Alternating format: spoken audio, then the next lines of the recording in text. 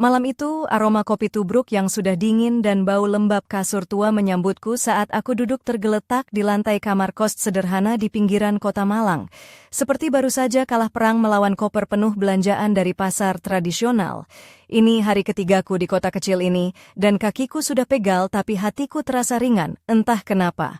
Halo, aku Nia, 28 tahun, dan aku memutuskan untuk melakukan perjalanan sendiri. Keputusan yang spontan, tapi aku butuh mengingat siapa aku sebenarnya. Jauh dari tumpukan email kerja, rapat yang tak berujung, dan hubungan yang berakhir dengan diam yang lebih menyakitkan daripada kata-kata. Tolong, butuh bantuan? Suara lembut dari balik pintu membuatku menoleh. Seorang pria dengan rambut acak-acakan, kaos lusuh, dan senyum nakal berdiri di sana. Aku juga kadang-kadang berantakan, tapi aku menikmati ini, katanya sambil masuk tanpa permisi. Aku hanya bisa tersenyum dan menyerah pada kebaikannya. Namanya Budi, seorang fotografer yang sudah perjalanan keliling Jawa selama 6 bulan, bertukar foto dengan makan dan tumpangan. Dia meletakkan tas ranselnya di dinding dan duduk di sampingku, seolah kami sudah lama berteman. Ngapain sih kamu bawa segunung barang kayak mau pindahan? Dia bercanda sambil mencoba menutup ransel yang nyaris meledak. Aku tertawa, cuma beli beberapa kain batik dan oleh-oleh kok. Dia dengan serius mencoba trik menekan tas itu sampai akhirnya tertutup rapat. Lihat, berhasil, katanya sambil tersenyum, dan aku merasakan sesuatu yang hangat di dalam. Kami duduk di tempat tidur kecil di kamarnya yang remang-remang, membicarakan buku favorit, musik yang menyembuhkan, dan ketakutan yang kita sembunyikan dari dunia. Budi bilang dia takut pulang tanpa membawa sesuatu yang berarti. Aku takut tidak akan pernah jatuh cinta lagi. Kadang kita cuma perlu ruang, katanya sambil menunjuk tas yang sudah tertutup rapat itu. Malam itu kami makan malam di warung kecil di gang sempit dekat stasiun. Warung Pak Joko yang penuh dengan bau bawang goreng dan cerita lama. Pak Joko, pria tua berjenggot putih dan mata ceria, menyambut kami seperti keluarga. Tanpa tanya, dia meletakkan semangkok mie ayam dan 2 gelas plastik berisi teh hangat di meja kami. Ini revolusi atau kebijaksanaan orang yang sudah lihat banyak turis, aku berbisik pada Budi. Kami tertawa melihat gelas plastik itu, tapi rasanya seperti minum dari gelas berlian. Pak Joko bercerita dalam logat Jawa yang kental, berubah-ubah suara dan gaya, membuat kami hampir tidak mengerti tapi tak henti tertawa.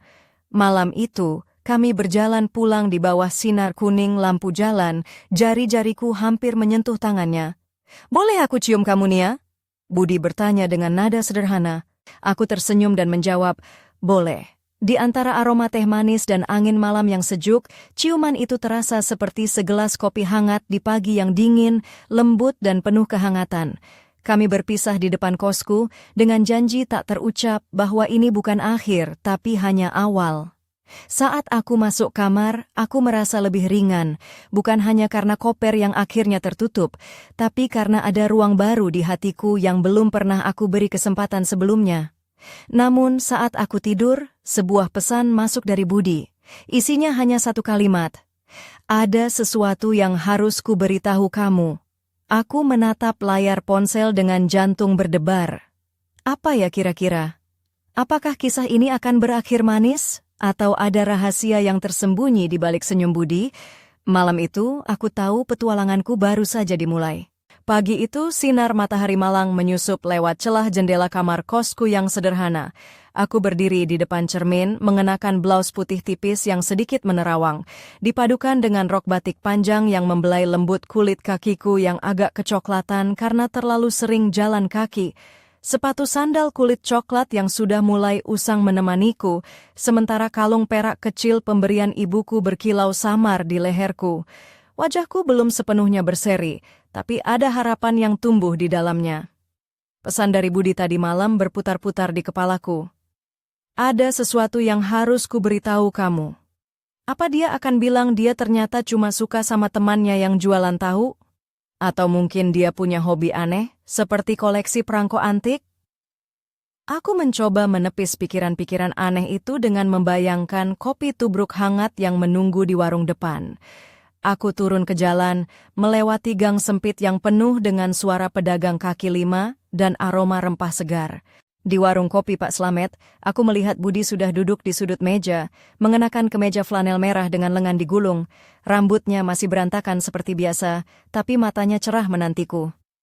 "Selamat pagi, Nia," sapanya, suara beratnya menghangatkan suasana pagi yang dingin. Aku duduk di depannya, dan kami mulai bicara seperti dua orang teman lama yang baru ketemu lagi setelah sekian lama. Tapi kali ini ada ketegangan yang tak bisa disembunyikan. Budi menarik napas panjang, lalu mulai bercerita tentang proyek besar yang akan dia kerjakan di Bali. Sebuah kesempatan yang sangat langka dan berarti untuk karirnya. "Tapi aku harus pergi dalam waktu dekat," katanya.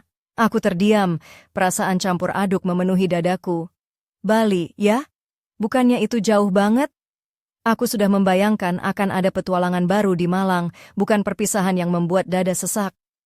"Aku nggak tahu harus gimana, Nia. Aku takut kalau pergi nanti kita malah makin jauh." Lanjutnya, wajahnya terlihat lelah dan bingung. Aku mencoba menghapus rasa sedih itu dengan senyum kecil. "Budi, hidup memang penuh kejutan, kan? Aku juga nggak mau kehilangan kamu, walau cuma teman perjalanan." Kami tertawa kecil, tapi di balik itu semua, aku merasakan jarak yang perlahan mulai terbentuk. Kami berjalan menyusuri jalanan Malang yang mulai ramai. Angin pagi membawa aroma bunga Kamboja yang menusuk hidung. Aku menyadari, perjalanan kami bukan hanya soal foto dan cerita, tapi tentang bagaimana mempertahankan sesuatu yang mulai rapuh. Di tengah obrolan, Budi tiba-tiba berhenti dan menatapku serius. "Nia, kamu tahu nggak, aku pernah ketemu seseorang di Yogyakarta yang bikin aku berpikir ulang tentang apa yang sebenarnya aku cari." Aku menelan ludah, berusaha menyembunyikan rasa penasaran yang tiba-tiba membara. "Siapa dia?"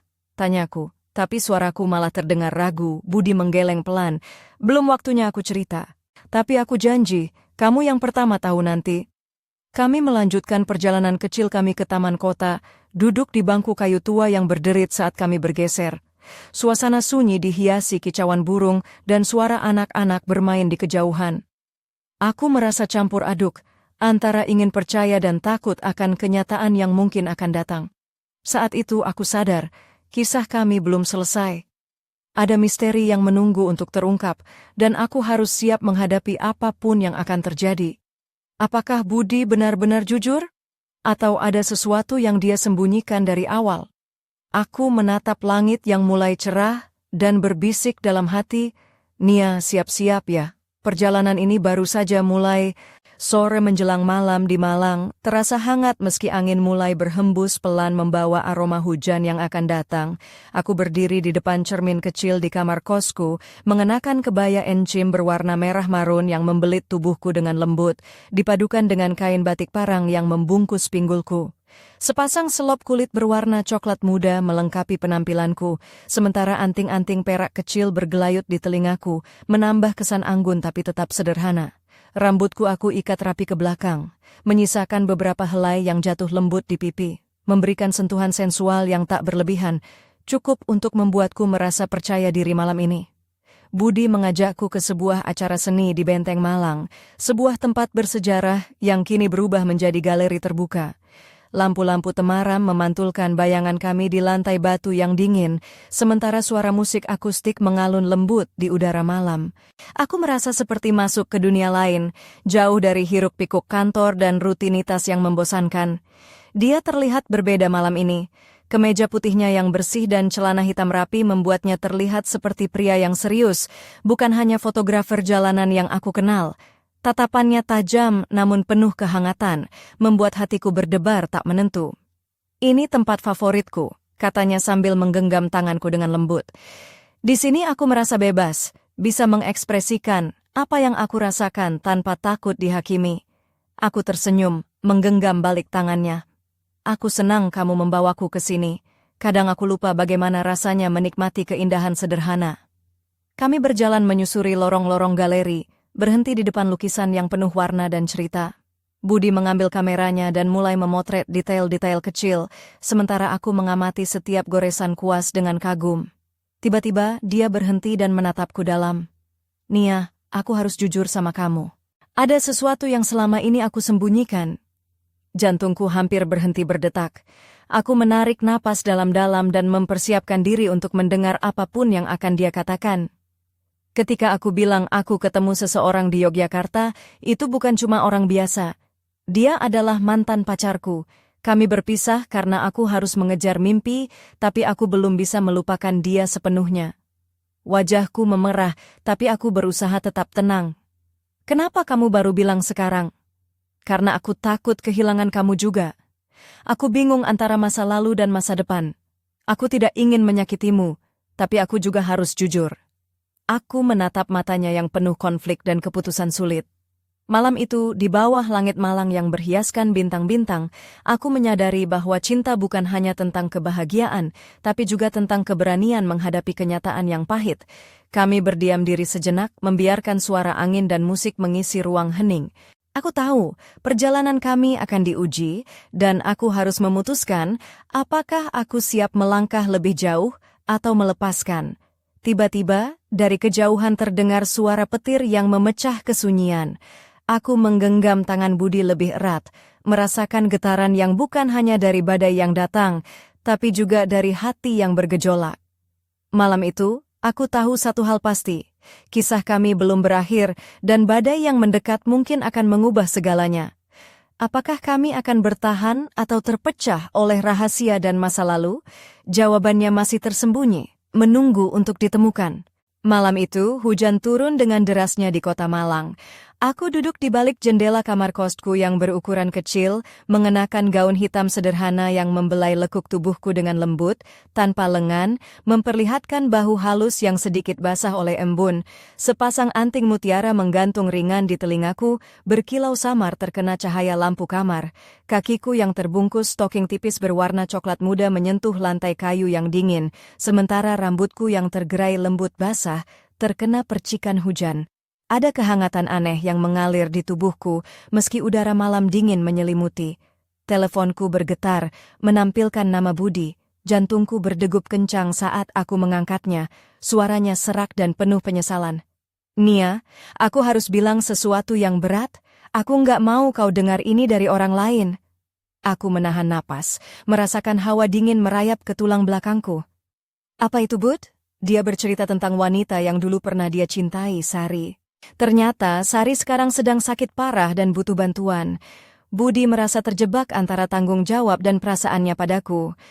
Aku terdiam sejenak, menyadari bahwa hidupnya jauh lebih rumit daripada yang aku bayangkan. "Kenapa kamu nggak bilang dari dulu?" tanyaku pelan. Dia menghela napas. "Aku nggak mau bebani kamu dengan masalahku. Aku cuma ingin kita punya kesempatan yang bersih." Aku menggigit bibir, mencoba menyembunyikan rasa sakit yang tiba-tiba muncul. "Bud, aku nggak takut sama masalah. Aku cuma ingin kamu jujur." Kami berbicara sampai larut malam, hujan terus mengguyur, seolah alam pun ikut meratapi kisah kami. Aku merasa seperti terjebak di antara dua dunia. Dunia yang aku pilih dan dunia yang Budi bawa bersamanya. Keesokan harinya, aku memutuskan untuk menemui Sari. Aku ingin tahu wanita yang begitu berarti bagi Budi. Aku mengenakan kebaya pastel yang lembut dengan motif bunga melati, dipadukan dengan kain lurik yang anggun. Sepatu selop berwarna putih melengkapi penampilanku. Rambutku aku kepang rapi, menambah kesan sopan dan penuh hormat. Sari tinggal di sebuah rumah sederhana di pinggiran kota. Saat aku tiba, dia sedang duduk di beranda, wajahnya pucat tapi matanya tajam memancarkan kekuatan yang luar biasa. Kami berbicara panjang lebar, dan aku mulai memahami beban yang Budi pikul selama ini. Sari tersenyum lemah ketika aku bilang aku datang bukan untuk mengganggu, tapi untuk mengerti. Budi adalah pria yang baik, walau kadang dia terlalu keras pada dirinya sendiri, katanya pelan. Aku pulang dengan perasaan campur aduk. Aku tahu, perjalanan kami tak akan mudah, tapi aku juga tahu aku harus berdiri di samping Budi, apapun yang terjadi. Malam itu, aku menulis di jurnalku, cinta bukan hanya tentang kebahagiaan, tapi juga tentang menerima kenyataan yang sulit dan berani berjalan bersama di dalamnya. Namun, di balik kata-kata itu, aku masih menyimpan pertanyaan yang belum terjawab. Apakah cinta kami cukup kuat untuk melewati badai ini? Ketika aku menatap keluar jendela, bayangan gelap melintas di balik pepohonan. Apakah itu hanya ilusi dari hujan deras? Atau ada sesuatu, atau seseorang yang diam-diam mengawasi kisah kami? Malam itu, rahasia baru mulai terkuak dan aku tahu aku harus siap menghadapi apapun yang akan datang. Pagi yang basah oleh sisa hujan menyelimuti kota Malang dengan kabut tipis yang membuat jalanan tampak misterius. Aku keluar dari kosku mengenakan kemeja putih lengan panjang yang digulung sampai siku, dipadukan dengan celana jeans biru yang pas di pinggul dan sepatu sneakers putih yang mulai kotor karena tanah basah. Kalung rantai tipis dengan liontin kecil berbentuk bulan melingkar di leherku, melengkapi penampilanku yang kasual namun tetap menarik. Rambutku dibiarkan terurai bebas, sedikit berantakan karena angin pagi yang dingin. Aku menuju ke sebuah kafe kecil di Jalan Ijen, tempat favoritku untuk menenangkan pikiran. Di sana, aroma kopi robusta yang pekat menyambutku, dan suara alat penggiling kopi yang berdengung menciptakan suasana hangat. Aku duduk di pojok, memesan secangkir kopi tubruk dan sepiring pisang goreng hangat, sambil membuka pesan dari Budi yang baru saja kukirim semalam. Tiba-tiba, ponselku bergetar lagi. Ada pesan masuk dari nomor yang tak kukenal. Nia, berhati-hatilah dengan Budi, ada hal yang dia sembunyikan. Aku terkesiap, lalu memeriksa kembali nomor itu. Tidak ada nama, hanya pesan singkat yang membuat hatiku berdebar tak menentu. Aku mencoba mengingat kembali setiap kata, setiap gerak-gerik Budi selama ini. Apakah aku terlalu naif? Ataukah ini hanya lelucon orang iseng? Aku mencoba menertawakan diriku sendiri. Kalau Budi ternyata agen rahasia, aku baru tahu. Gumamku sambil tersenyum getir. Di saat itu, Budi masuk ke kafe dengan tas kamera tergantung di bahunya. Dia memakai jaket kulit coklat tua yang membuatnya terlihat sedikit lebih dewasa dan misterius. Matanya yang biasanya cerah kini terselip kegelisahan. Aku melambaikan tangan dan dia segera menghampiriku. "Kamu sudah baca pesan itu?" Tanyaku tanpa basa-basi, menatap matanya dalam-dalam. Budi menelan ludah lalu mengangguk pelan. "Aku juga dapat pesan yang sama. Aku nggak tahu siapa yang mengiriminya, tapi aku janji akan jujur sama kamu." Kami duduk bersebelahan, membiarkan suara kopi dan hiruk-pikuk kafe menjadi latar. Dia mulai bercerita tentang masa lalunya yang tak pernah aku tahu, tentang persaingan bisnis keluarganya yang berbahaya, dan tentang seseorang yang selalu mengawasinya sejak lama. Kadang aku merasa seperti tokoh film yang harus berlari dari bayang-bayang masa lalu, katanya dengan senyum sinis. Aku menggenggam tangannya, berusaha memberikan kekuatan. Saat kami keluar dari kafe, langit mulai cerah, tapi hatiku masih mendung. Di ujung jalan, aku melihat sosok berdiri di balik pohon, mengamati kami. Aku merasakan getaran aneh di tubuhku, seperti ada bahaya yang mengintai. "Siapa dia?" tanyaku pada Budi, tapi dia hanya menatap samar ke arah itu tanpa berkata sepatah kata. Malam itu, aku duduk di balkon kosku, memandangi kota yang berkilauan di bawah lampu jalan. Ada rahasia yang harus kami ungkap bersama, dan aku tahu perjalanan ini semakin rumit. Tetapi satu hal yang pasti, aku tak akan mundur sekarang. Tapi siapa sebenarnya sosok misterius di balik pohon itu? Apakah dia ancaman nyata atau hanya bayangan masa lalu yang belum selesai?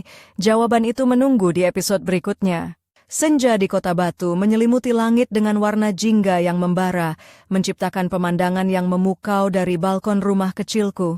Aku duduk mengenakan blaus sesutra warna krem yang membelai lembut bahuku, dipadukan dengan rok lilit batik tulis berwarna coklat muda yang membungkus pinggulku dengan anggun, sepasang sandal tali berbahan kulit melilit di kakiku, dan gelang emas tipis berkilauan di pergelangan tangan kiri.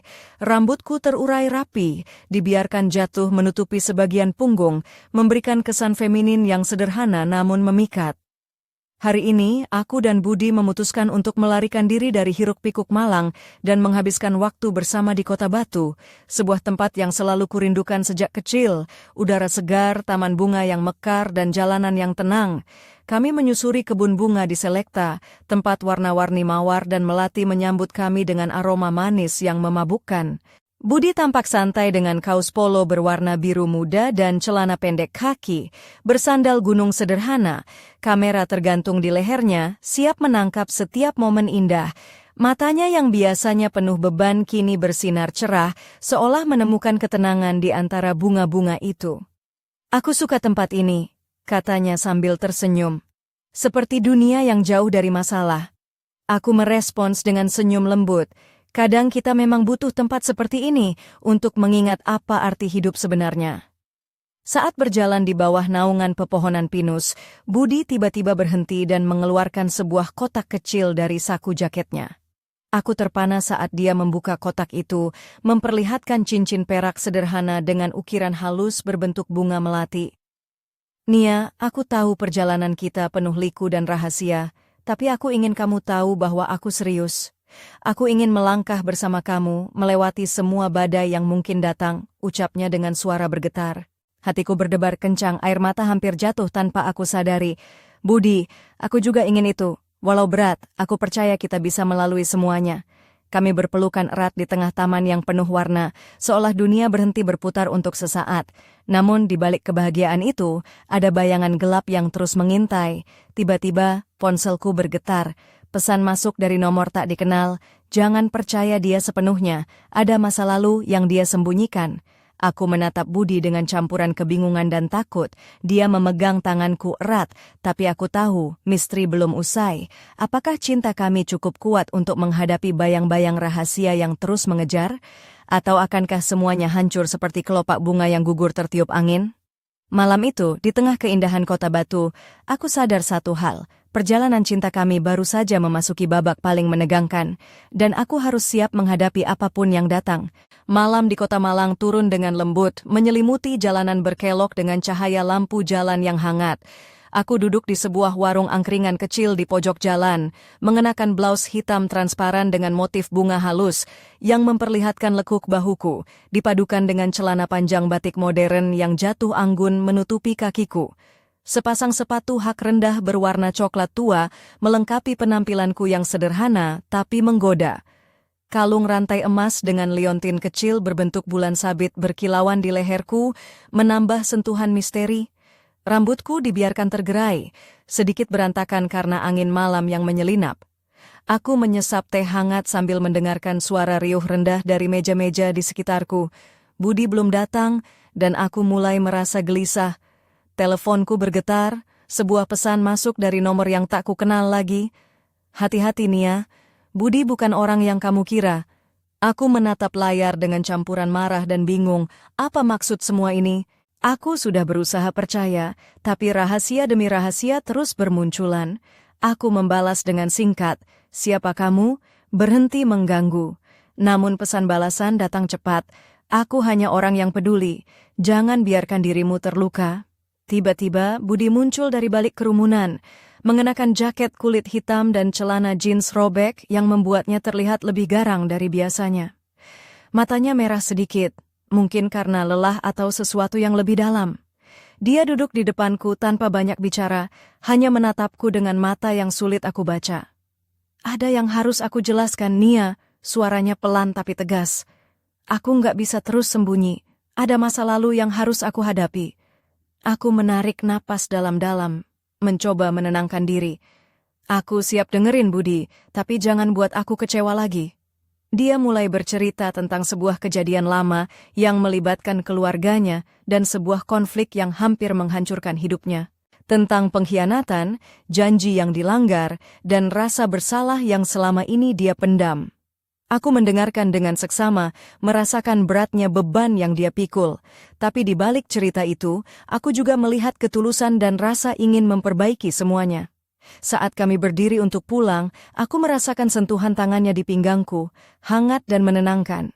"Aku nggak mau kehilangan kamu, Nia," bisiknya. Aku menatapnya dalam-dalam dan tersenyum kecil. "Kalau kamu serius, buktikan saja." Tapi di balik kata-kata itu, aku tahu perjalanan kami masih jauh dari selesai. Ada rahasia yang tersembunyi, ada misteri yang harus kami ungkap bersama. Dan malam itu ketika aku menutup pintu kamar kosku, sebuah bayangan melintas di jendela. Siapa dia? Apa hubungannya dengan Budi? Jawaban itu menunggu di episode berikutnya, siap mengubah segalanya. Pagi yang cerah menyambutku di kota Malang dengan sinar matahari yang hangat menembus tirai kamarku. Aku duduk di depan cermin kecil, mengenakan kebaya modern warna biru muda yang membalut tubuhku dengan anggun, dipadukan dengan kain batik tulis bermotif parang yang melilit pinggulku. Sepasang sepatu hak rendah berwarna krem melengkapi penampilanku yang sederhana namun elegan. Rambutku aku sanggul rapi, dengan beberapa helai yang jatuh lembut di sisi wajah, menambah kesan feminin yang memikat. Aku menatap bayanganku sendiri, mencoba menguatkan hati untuk menghadapi hari yang penuh ketidakpastian. Pesan terakhir dari Budi masih berputar di pikiranku, dan rasa penasaran tentang bayangan misterius yang kerap muncul di sekitarku semakin membesar. Tiba-tiba ponselku bergetar, sebuah undangan untuk bertemu di sebuah kafe kecil di Jalan Soekarno-Hatta. Aku tahu itu dari siapa. Dengan hati berdebar, aku mengenakan jaket denim ringan dan berjalan menyusuri jalanan kota yang mulai ramai. Di kafe itu, Budi sudah menunggu dengan wajah serius namun penuh harap. Dia mengenakan kemeja hitam lengan panjang dan celana chino abu-abu. Kamera kesayangannya tergeletak di atas meja, seolah menjadi saksi bisu dari perjalanan kami. "Kamu harus tahu semuanya, Nia," katanya sambil menatapku. "Ada orang yang ingin menghancurkan aku, dan kamu terjebak di dalamnya tanpa sadar." Aku menelan ludah, mencoba mencerna kata-katanya. Dia mulai membuka lembaran masa lalunya yang kelam, tentang perseteruan keluarga, bisnis gelap, dan ancaman yang terus mengintai. "Tapi aku nggak mau kamu takut," lanjutnya. "Aku ingin kamu tetap di sisiku, walau dunia mencoba memisahkan kita." Aku merasakan campuran takut dan cinta dalam dadaku. Aku tahu aku harus memilih, lari dari semua ini atau berani menghadapi bersama. Kami memutuskan untuk bekerja sama, mencari tahu siapa sosok misterius yang selalu mengawasi kami. Dengan bantuan beberapa teman Budi, kami mulai mengumpulkan petunjuk-petunjuk kecil yang tersebar di sekitar kota. Namun, semakin dalam kami menyelidiki, semakin banyak rahasia yang terbongkar. Ada orang-orang yang tidak ingin kisah kami berlanjut, dan mereka siap melakukan apa saja untuk menghentikan kami. Suatu malam, saat kami sedang menyusuri gang sempit dekat alun-alun, tiba-tiba sebuah motor melaju kencang dan hampir menabrak kami. Budi dengan sigap menarikku ke pinggir jalan, napas kami terengah-engah. "Aku bilang kan, bahaya sudah dekat," katanya sambil menatapku penuh kekhawatiran. Aku menggenggam tangannya erat, berbisik, "Aku nggak akan pergi kemana-mana, Budi. Kita hadapi semua ini bersama." Tapi dalam hatiku, aku tahu ini baru permulaan dari pertarungan yang akan menentukan segalanya. Dan di balik semua itu, ada satu pertanyaan yang terus menghantui. Siapa sebenarnya musuh yang kami hadapi, dan apa tujuan mereka? Malam itu, langit malang gelap pekat, seolah menyembunyikan rahasia yang lebih besar dari yang kami bayangkan. Dan aku, Nia, siap untuk menghadapi apapun yang datang, walau harus menantang takdir. Malam makin larut di kota Malang, angin dingin berhembus pelan menyusup ke sela-sela jendela kamarku. Aku duduk di tepi ranjang, mengenakan dress hitam satin yang jatuh lembut di tubuhku, dengan belahan kecil di sisi paha yang membuatku merasa sedikit berani malam itu. Sepasang sepatu hak tinggi warna merah marun tergeletak di samping tempat tidur, sementara kalung mutiara kecil di leherku berkilau samar di bawah cahaya lampu temaram. Rambutku tergerai bebas, sedikit berombak, menambah sentuhan sensual yang masih dalam batas sopan. Hari ini adalah malam pameran foto Budi di sebuah galeri seni kecil di pusat kota. Aku sudah menantikan momen ini sejak lama, ingin melihat karya-karyanya yang selama ini hanya ku kenal lewat cerita dan foto di layar ponsel. Tapi di balik kegembiraan itu, hatiku dipenuhi kecemasan tentang segala misteri yang terus mengintai kami. Saat kami tiba di galeri, suasana hangat dan penuh antusiasme menyambut kami. Beberapa teman dan kolega Budi hadir, memuji hasil karyanya yang luar biasa. Aku berdiri di dekat dinding, mengenang perjalanan kami yang penuh liku. Tiba-tiba seorang pria berpakaian rapi dengan ekspresi dingin mendekati kami. "Budi, kita perlu bicara," katanya singkat, menatap tajam ke arahku juga. Budi terlihat ragu, tapi mengangguk dan mengikutinya keluar. Aku tetap di dalam, mencoba menyembunyikan kegelisahan yang merayapi tubuhku. Beberapa menit kemudian, Budi kembali dengan wajah penuh ketegangan. "Itu Pak Surya, orang yang selama ini mengawasi aku," katanya pelan. "Dia bilang aku harus berhenti atau konsekuensinya akan berat." Aku menggenggam tangan Budi, mencoba memberikan kekuatan. Kita nggak bisa mundur sekarang, ini tentang kita. Malam-malam itu terasa semakin sunyi dan penuh teka-teki. Aku tahu kami sedang berjalan di tepi jurang, dan satu langkah salah bisa membuat kami terjatuh. Saat kami pulang, suara langkah kaki mengikuti dari kejauhan membuat bulu kudukku merinding. Aku menoleh, tapi tak ada siapa-siapa. Hanya bayangan gelap yang bergerak cepat di antara pepohonan. Budi menggenggam tanganku lebih erat. Kita harus lebih waspada, Nia. Mereka nggak main-main. Aku menatapnya, hati berdebar tapi penuh tekad. Kalau begitu, kita hadapi bersama, sampai akhir. Dan di balik malam yang kelam itu, sebuah rahasia besar mulai terkuak. Sebuah rahasia yang bisa mengubah segalanya, bahkan hubungan kami. Apakah kami siap untuk menghadapi kebenaran yang tersembunyi di balik bayang-bayang, atau akankah semuanya hancur seperti kaca yang pecah berkeping-keping? Jawabannya menunggu di episode terakhir, di mana segala misteri akan mencapai puncaknya. Pagi yang tenang di Malang terasa seperti penantian panjang yang hampir usai. Aku berdiri di depan cermin besar di ruang tamu rumah kosku, mengenakan kebaya kutu baru berwarna merah marun yang membalut tubuhku dengan anggun, dipadukan dengan kain batik sidomukti yang melilit pinggulku. Sepasang sepatu hak tinggi berwarna hitam mengkilap melengkapi penampilanku yang penuh percaya diri. Rambutku aku sanggul rapi, dengan beberapa helai tergerai lembut di sisi wajah, memberikan sentuhan feminin yang memikat. Kalung emas dengan liontin bentuk bunga melati berkilauan di leherku. Hari ini adalah hari di mana segalanya akan berubah. Setelah berminggu-minggu penuh rahasia, ketakutan dan pertarungan, aku dan Budi akhirnya siap menghadapi kebenaran. Kami bertemu di sebuah kafe kecil di Jalan Kawi, tempat di mana semuanya bermula. Budi datang dengan pakaian sederhana, kemeja putih dan celana hitam, tapi matanya penuh tekad. Aku menatapnya, merasakan campuran cemas dan harapan yang membuncah. Kita nggak bisa terus lari, Nia, katanya. Masa lalu kita, rahasia yang selama ini aku sembunyikan, semua harus kita hadapi bersama. Aku mengangguk, menggenggam tangannya erat. Aku siap, Budi. Apapun yang terjadi, kita hadapi bersama. Kami pergi ke sebuah gedung tua di pinggiran kota, tempat yang selama ini menjadi pusat konflik dan misteri. Di sana, kami bertemu dengan Pak Surya, pria yang selama ini mengawasi Budi dan menjadi sumber segala ancaman. Pak Surya membuka rahasia besar tentang bisnis keluarga Budi yang sebenarnya, sebuah warisan yang penuh dengan intrik dan pengkhianatan. Dia mengungkapkan bahwa ada pihak-pihak yang ingin mengambil alih kekuasaan dan akan melakukan apa saja untuk menjatuhkan Budi. Namun, di tengah ketegangan itu, Budi berdiri tegak, menatap Pak Surya dengan mata penuh keberanian. Aku bukan hanya melawan masa lalu, tapi juga masa depan yang ingin aku bangun bersama Nia. Aku merasakan air mata hangat mengalir di pipiku saat aku berdiri di sampingnya, kuat dan penuh harapan. Konfrontasi itu menjadi titik balik.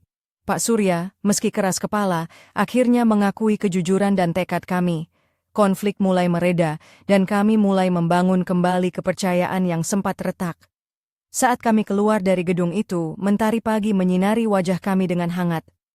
Aku merasakan beban di dadaku terangkat, digantikan oleh rasa damai dan cinta yang tulus.